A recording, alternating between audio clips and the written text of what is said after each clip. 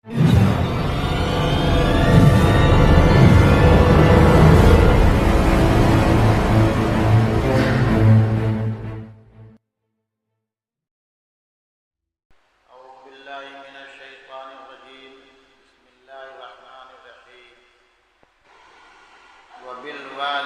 إحسانا وبذي القربى واليتامى والمساكين والجار ذي القربى والجار الجنب والصاحب بالجنب وابن السبيل. وقال في موضع آخر: إن الله لا يغفر أن يشرك به ويغفر ما دون ذلك لمن يشاء. وقال: هو الذي خلق لكم ما في الأرض جميعا. صدق الله العظيم.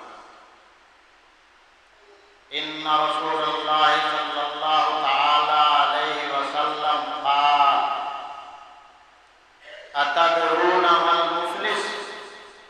قالوا: المفلس ما لا درهم له ولا متاع. قال النبي صلى الله تعالى عليه وسلم: المفلس من أمتي يأتي يوم القيامة بصلاة وصيام وزكاة ويأتي قد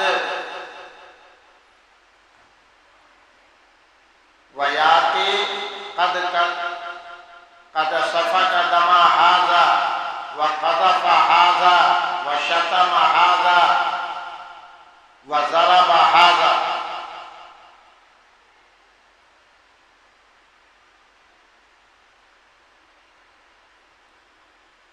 ويوم القيامة يعطى هذا من خطاياهم وطرحت في النار أو كما قال عليه الصلاة والسلام. رواہ مسلم.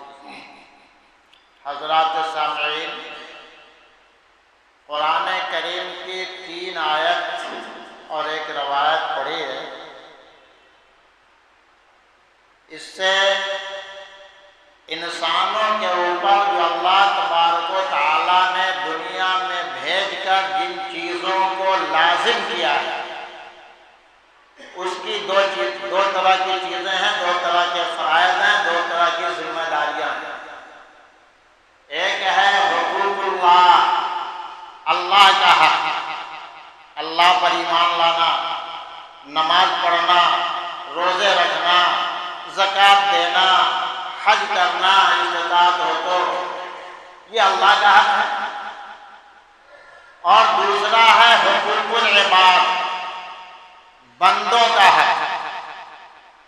اپنے حق کے سلسلے میں تو اللہ کہہ رہے ہیں: ان اللہ لا یغفر ان یشرک بہ ویغفر ما دون ذلک لمن یشاء.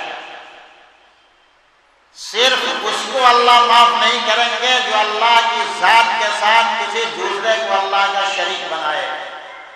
اس کے علاوہ کتنا بڑا گنہگار ہو، زانی ہو، شرابی ہو، بے نمازی ہو، ایمان ہے، نبی کو گالی دے، اللہ کو کچھ بھی کر لے، لیکن اللہ کی وحدانیت پر ایمان رکھتا ہے، نبی کی نبوت پر ایمان رکھتا ہے، تو ہو سکتا ہے اللہ تعالیٰ اس کے کسی عمل کو پسند کر کے بلا کسی حساب و کتاب کے بھی معاف کر دے.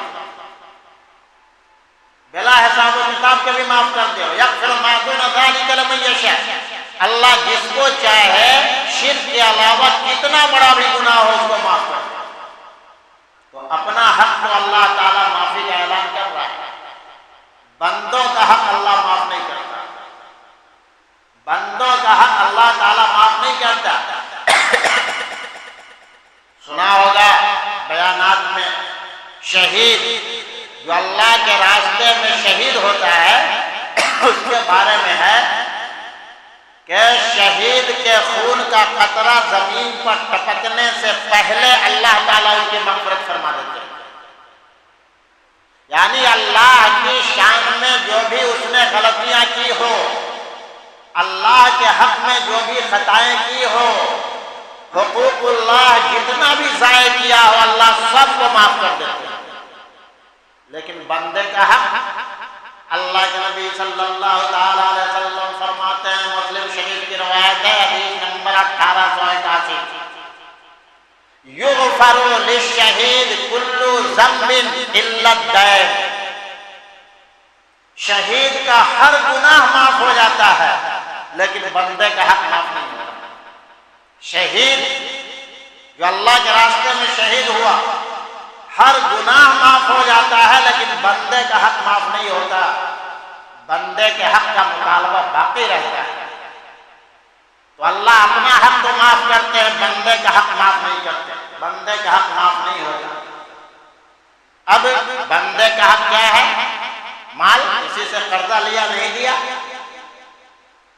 دین اس کو کہتے ہیں نہیں، مفسرین نے بیان کیا ہے، صاحب تفسیر مظہری نے لکھا ہے۔ اسی طریقے سے حضرت سعید ابن زید رضی اللہ تعالیٰ عنہ کا فرمان ہے کہ دین سے مراد ہے انسان کا ہر وہ حق جس سے کسی طرح کا اس کا دنیاوی نقصان ہو رہا ہو، کسی طرح کا نقصان ہو رہا ہو، نفع اس کا رک جائے، وہ اس کا حق ہے۔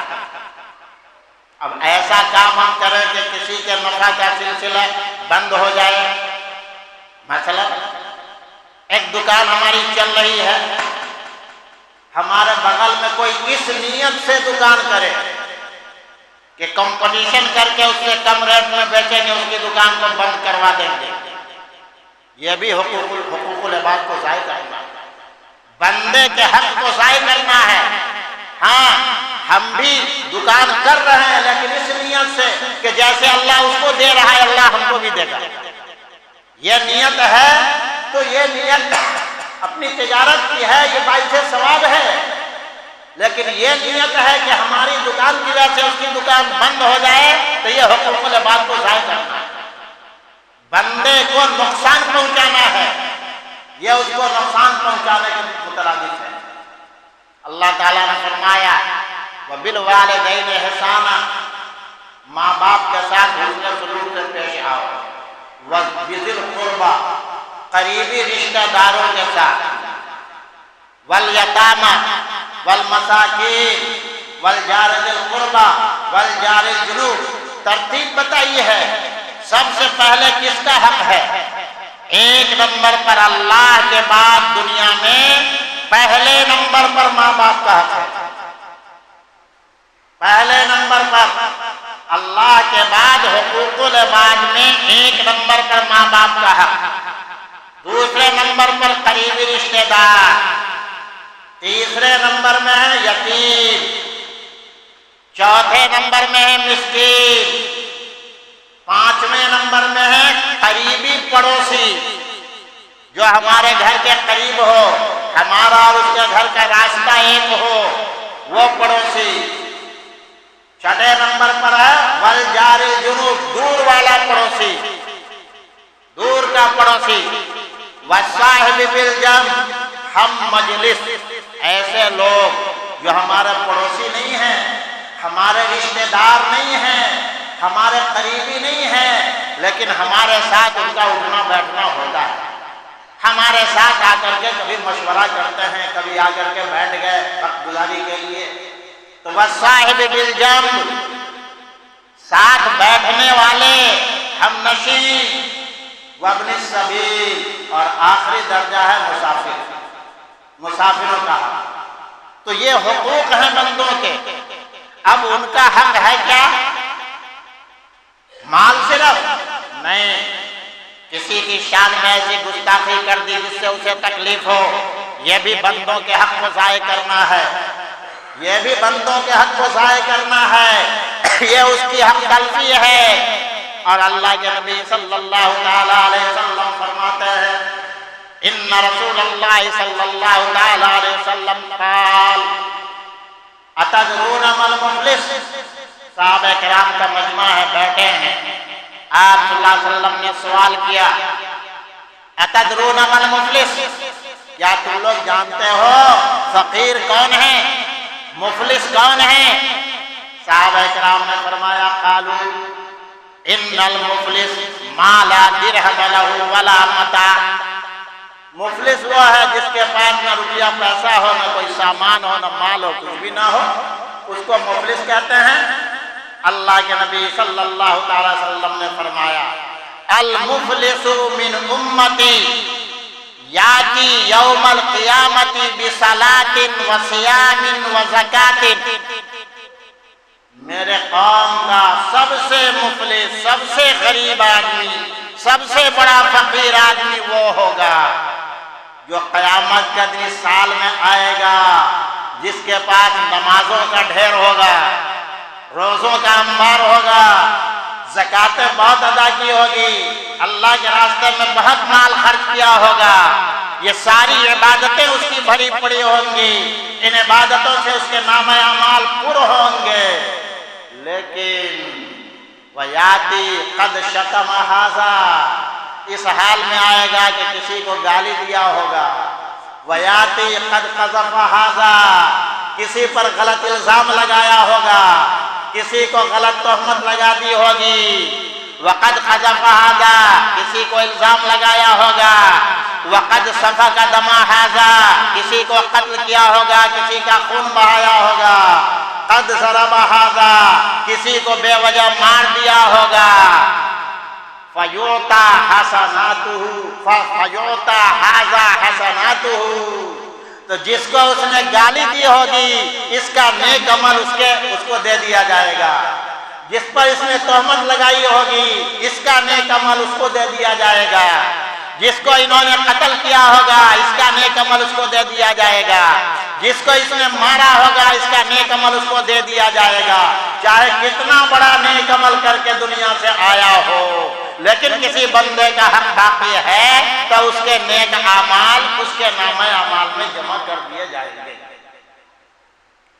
فَإِذَا فُنِيَتْ قَبْلَ أَن يُقْضَى مَا عَلَيْهِ، اگر اس کی ساری نیکیاں ختم ہو گئی لیکن بندوں کے حقوق ابھی پورے نہیں ہوئے، جن کا حق ضائع کیا تھا ان کا حق ابھی پورا نہیں ہوا، اور اس کے سارے نیک اعمال، ساری نماز، روزے، زکوٰۃ، حج، یہ سارے اعمال جتنے کیے تھے، صدقہ وغیرہ، یہ سارے اعمال ختم ہو گئے، لیکن جن بندوں کا حق ضائع کیا تھا ان کا حق ابھی پورا نہیں ہوا ہے، تو اخذ من خطایاہم، اب ان بندوں کا جن کا حق انہوں نے ضائع کیا تھا ان کا گناہ اٹھا کر کے ان کے نامہ اعمال میں ڈالا جائے گا۔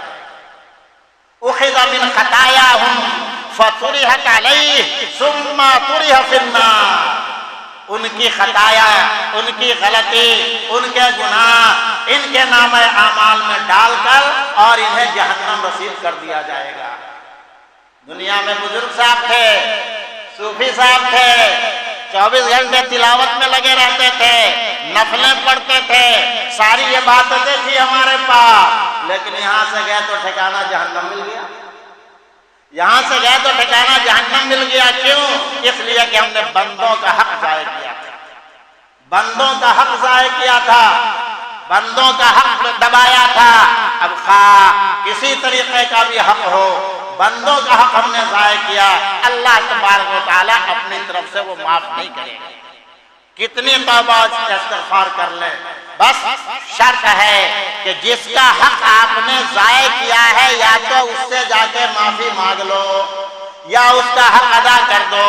اگر کوئی مالی حق ہے تو اس کا وہ حق ادا کر دو، اگر مالی حق نہیں ہے تو اس سے جا کر کے معافی مانگ لو، گالی دی ہے اس سے معافی مانگو، اس پر تہمت لگائی ہے اس سے معافی مانگو، اس کو کسی طریقے کا نقصان پہنچایا ہے اس سے معافی مانگو، اس کو عزت کا نقصان پہنچایا ہے، مال کا نقصان پہنچایا ہے، کسی طرح کا نقصان پہنچایا، اس سے جا کر معافی مانگو۔ معافی مانگو گے تبھی جا کر کے تمہاری معافی ہوگی، ورنہ اللہ تعالیٰ معاف نہیں کرے گا۔ اور دنیا کی جتنی چیزیں والذی خلقکم ما فی الارض خلق لکم ما فی الارض جميعا، علماء کرام موجود ہیں، پوچھ لیں گے والذی خلق لکم، اللہ فرماتے ہیں اللہ کی ذات وہ ہے جس نے اے انسانوں تمہارے نفع کے لیے، تمہارے فائدے کے لیے دنیا کی تمام چیزوں کو پیدا کیا۔ تو دنیا کی تمام چیزوں میں دنیا کا انسان بھی تو ہے۔ معلوم ہوا ہر انسان دوسرے انسان کو نفع پہنچانے کے لیے پیدا کیا گیا ہے، نقصان پہنچانے کے لیے نہیں۔ ہر انسان کا کام ہے دوسرے انسان کے نفع پہنچانے کی کوشش کرے، اس کو نفع پہنچائے، اس کو نقصان کی طرف نہ لے جائے، اس کے ساتھ ایسا کام نہ کرے جس کا کسی طریقے کا اس کا دینی یا دنیاوی کسی طریقے کا نقصان ہو۔ تو اللہ تو فرماتے ہیں کہ سب چیزوں کو تمہارے نفع کے لیے پیدا کیا گیا، لیکن اسی کو ہم اپنے لیے نقصان کا باعث بنا رہے ہیں، ہم اپنے اعمال سے اس کو اپنے نقصان کا باعث بنا رہے ہیں۔ اس لیے کہ ایک انسان دوسرے انسان کا نافع ہے، نفع پہنچانے والا ہے، لیکن ہم اس کو نقصان کر کے اپنا نقصان کر رہے ہیں۔ ظاہراً تو ہم یہ سمجھ رہے ہیں کہ آج تو ہم نے فلاں کو 5,000 کا نقصان کروا دیا، آج تو ہم نے فلاں کے ساتھ ایسا کر لیا۔ خدا کی قسم تم نے فلاں کے ساتھ 5,000 کا نقصان کیا، اپنے لیے تم 5 کروڑ سے بھی زیادہ کا نقصان کر رہے ہو، اس لیے کہ یہ نقصان وہاں جا کر کے تمہیں بھگتنا پڑے گا۔ اور کبھی کبھی اللہ تبارک و تعالی دنیا کے اندر بھی اس نقصان کا خمیازہ دکھلا دیتے ہیں۔ مسلم شریف کی روایت ہے، حضرت سعید ابن زید صحابی ہیں، سعید ابن زید رضی اللہ تعالی عنہ، وہیں کی عربی نام کی ایک عورت نے حضرت سعید ابن زید رضی اللہ تعالی عنہ کے خلاف مقدمہ کیا کہ انہوں نے ہماری زمین غصب کر دی۔ حضرت سعید ابن زید کو بلایا گیا، حضرت سعید ابن زید نے صرف اس کے اس دعوے کی بنیاد پر کہا دیا کہ ٹھیک ہے یہ زمین اسی کو دے دیجیے، یہ زمین اسی کو دے دیجیے، لیکن اس کے بعد ایک بد دعا کی، اے اللہ اگر یہ عورت جھوٹی ہو تو دنیا میں ہی اسے اندھا بنا دے اور اس کی قبر اس کی اپنی زمین میں ہو۔ یہ واقعہ بھی مسلم شریف کے اندر لکھا ہوا ہے، حدیث نمبر 2518 مسلم شریف کے اندر یہ واقعہ لکھا ہوا ہے، اے اللہ تو اس کو اندھا بنا دے۔ حضرت سعید ابن زید کہتے ہیں کہ ایک روز راستے سے میں گزر رہا تھا تو میں نے دیکھا کہ وہ عورت اندھی ہے اور دیوار پکڑ کے ٹٹول ٹٹول کر کے راستہ چل رہی ہے، دنیا میں ظاہر ہو گئی۔ اور اس کے بعد یہ جملہ بھی بولتے جا رہی ہے، سعید ابن زید کی بد دعا مجھ کو لگ گئی، سعید ابن زید کی بد دعا مجھ کو لگ گئی اور میں اندھی ہو گئی۔ تو ایک اندھی ہوئی اور اس کے بعد ایک مرتبہ اپنی ہی علاقے میں اس کے خود اپنی زمین کے اندر ایک کنواں تھا، ایسے ہی ٹٹولتے ہوئے جا رہی تھی، اس کنویں کے اندر گری اور وہی کنواں اس کی قبر بن گئی۔ دو بد دعا کی تھی حضرت سعید ابن زید نے، اے اللہ اگر یہ جھوٹی ہو تو اس کو اندھا بنا دے، اللہ نے اندھا بنا دیا، کہا اس کی قبر اس کی اپنی زمین میں ہو، اس کی قبر اس کی زمین اپنی زمین کے اندر ہوئی۔ تو میرے بھائی آج ہم اور آپ زمین کے لیے تو خاص کر بھائی بھائی سے لڑائی ہوتی ہے، بھائی بہن میں لڑائی ہوتی ہے، اور زمین یہ ہماری زمین ہے۔ اللہ کے بندے یہ زمین دوسرے کی زمین، اللہ کے نبی صلی اللہ علیہ وسلم فرماتے ہیں، یہ بھی مسلم شریف کی روایت ہے، حدیث نمبر 1881، من اخذ شبرا من الارض ظلما توقه يوم القيامة في 7 توقه الله يوم القيامة في 7 ارضین، کہ جس آدمی نے کسی آدمی کی زمین ایک بالشت شبرن، ایک بالشت کسی کی زمین زبردستی قبضہ کر لیا، قیامت کے دن اس ایک بالشت کے برابر 7 تہ تک جتنی مٹیاں نکلیں گی، 7 تہ زمین تک ان مٹیوں کا تودہ بنا کر کے اللہ تبارک و تعالیٰ اس کے گلے کا توق بنا دے گا، اس کے گلے میں ڈال دے گا۔ غور کرو میرے بھائی، لیکن آج ہم کیا کرتے ہیں؟ زمین کے لیے خاص کر ہم تو مرنے اور مارنے کے لیے تیار ہو جاتے ہیں، اور یہ تو بہت دور کی بات ہے۔ ایک تو عام معاشرہ بن چکا ہے کہ باپ کے مرنے کے بعد بہن کو حق نہیں دینا ہے، کرتے ہیں نا، باپ کے جانے کے بعد بہن کا لڑکی کا کوئی حق ہی نہیں ہے، اور اس پر کہتے کیا ہیں ہم یہ کہتے ہیں کہ ارے اس کے شادی پر اتنا خرچہ ہوا. ارے شادی پر کون خرچہ کیا؟ باپ نے خرچہ کیا. اپنی زندگی میں ہم اگر کسی پر 10 لاکھ خرچ کر دیں اس کو ہدیہ کہا جائے گا، اسے تحفہ کہا جائے گا، اس کا نام میراث نہیں ہوگا. مرنے کے بعد جو مال بچا ہے اس کا نام میراث ہے، خواہ وہ تھوڑا ہو یا زیادہ ہو. حضرت سعد بن ربیع رضی اللہ تعالی عنہ جو قرآن کریم کی آیت نازل ہوئی تھی، آتا ہے حضرت سعد بن ربیع رضی اللہ تعالی عنہ جنگ احد میں شہید ہوئے. ان کی بیوی، ان کی 2 لڑکیاں تھیں، ان کے بھائی نے ساری زمین پر قبضہ کر لیا، کیونکہ اہل عرب میں یہی رواج تھا جس کو ہم زمانہ جاہلیت کہتے ہیں. اور آج وہی طریقہ ہمارا ہے، تو ہم بھی تو زمانہ جاہلیت میں آ گئے، ہم بھی تو زمانہ جاہلیت میں ہے. تو بھائی نے سارے مال پر قبضہ کر لیا. حضرت سعد بن ربیع رضی اللہ تعالیٰ عنہ کی بیوی اپنی دونوں لڑکیوں کے ساتھ اللہ کے نبی صلی اللہ علیہ وسلم کے پاس پہنچی اور فرمایا کہ اللہ کے نبی، سعد بن ربیع آپ کے ساتھ جنگ احد میں شہید ہو گئے اور ان کے بھائی نے سارے مال پر قبضہ کر لیا. اب یہ 2 لڑکیاں ہیں، ان کی پرورش ہے، ان کی شادی بیاہ ہے، ہمارا اپنا خرچہ ہے، اب ہم کہاں سے اس کو پورا کر سکتے ہیں؟ اللہ کے نبی نے فرمایا ٹھہرو، اللہ اس کا فیصلہ کریں گے. اس کے بعد اللہ نے فیصلہ سنا دیا، یوصیکم اللہ فی اولادکم للذکر مثل حظ الانثیین. یہ پوری آیت نازل ہوئی. اللہ کے نبی صلی اللہ تعالی وسلم نے سعد بن ربیع رضی اللہ تعالی عنہ کے بھائی کو بلا کر کے کہا کہ سعد بن ربیع کا جو مال ہے اس مال کا 2/3 حصہ ان کی دونوں بیٹیوں کا ہے، اور اس مال کا 8واں حصہ اس کی بیوی کا ہے، اور اس کے بعد جو بچے وہ تم لے کر کے جاؤ. یہ فیصلہ سنایا گیا. اور آج ہم کیا کرتے ہیں؟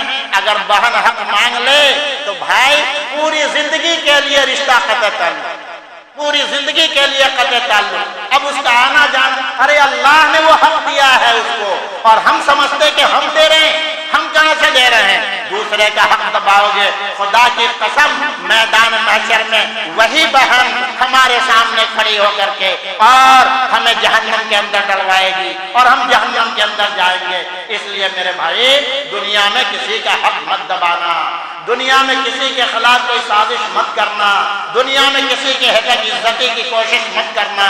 یہ حقوق العباد اللہ تعالیٰ معاف نہیں کریں گے. حقوق العباد وہ بندہ ہی معاف کرے گا تو معاف ہوگا. اور بعض اوقات تو یہ بھی ہوتا ہے اب ایسا مجبور کرتے ہیں کہ بات دیا کہ چلو ہم نے معاف کر دیا، ہم بھائی سب کو دے دیا.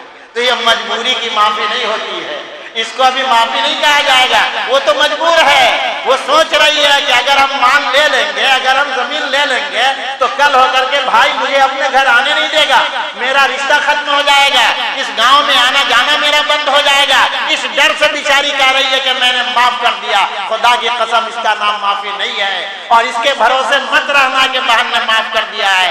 اس لیے ہم تو اس زمین پر موج اڑائیں گے. اللہ تبارک و تعالی ہمیں بھی، آپ کو بھی، اور سارے عالم کے اہل ایمان کو حقوق اللہ کے ساتھ ساتھ حقوق العباد کا خیال اور بندوں کے نفع کا خیال اپنے دل میں رکھنے اور اس کے مطابق کوشش کرتے رہنے کی توفیق عطا فرمائے. وآخر دعوانا الحمدللہ.